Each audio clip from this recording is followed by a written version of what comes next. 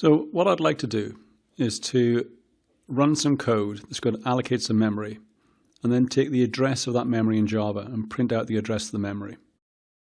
And the idea behind this is that as we print these addresses, we'll see that the memory address rises as we allocate more and more objects, and then eventually the garbage collector will run, and at that point we'll collect all the memory. The next allocation will go back to the same address as the previous allocation, or close to the previous allocation at least. We have some code here. Let me run this first, and then I'll take you through the code. So the application is called Sawtooth. It's very simple. We're just going to run this with the class path. And if I run this code, we just see it prints out a large stream of numbers. And at the moment, just by looking at those numbers, we can't see too much. But those numbers are the addresses of the objects as they are being allocated. So let me kill that. If I come back into the code, we can see how this is going to work. So we're allocating an object called GCMe. And GCMe is defined here. GCMe is simply a large object. There's many longs in here. In fact, there are 18 of them.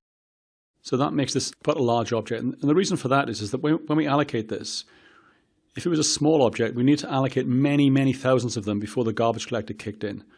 As it's larger, we need to allocate fewer objects before the garbage collector kicks in. So if I look at the code that allocates the objects, we see there's a loop. Inside the loop, we allocate a new object, GCMe.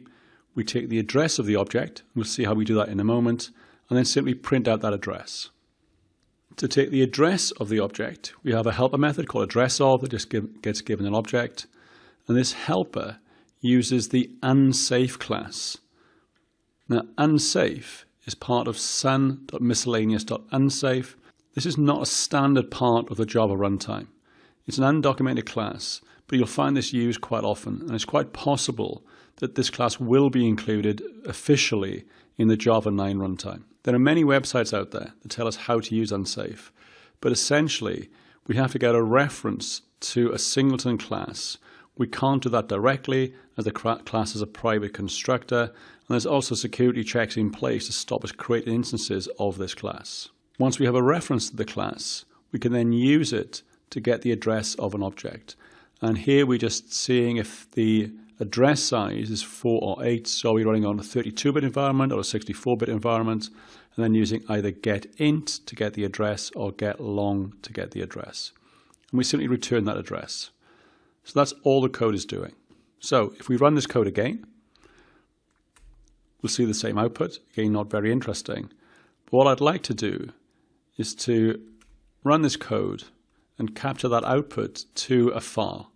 And we'll give this file a CSV extension, so it'll act like a comma-separated variable file. So I'll just call this out.csv. Once that file's been created, we can check the contents by using cat on out.csv, and that displays the same data as we saw being printed to the console. Again, not very exciting.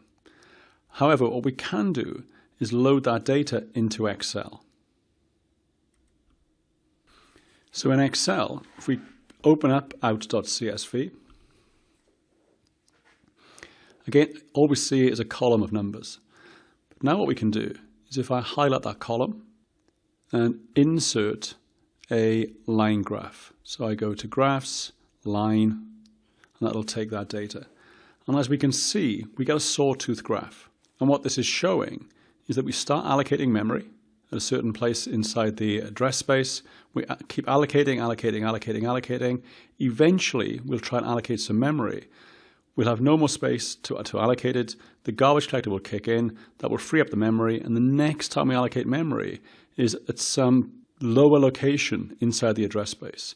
And again, we run through the same process. We keep allocating until the garbage collector kicks in. And then when that happens, we run again, the GC runs, and we allocate the next piece of memory at the lowest point inside the address space, and off we go again. So hopefully this illustrates very simply what the GC is doing inside this application. We'll see later in this course there are far more sophisticated tools out there for showing the garbage collector, but this is a nice simple approach to showing what's happening.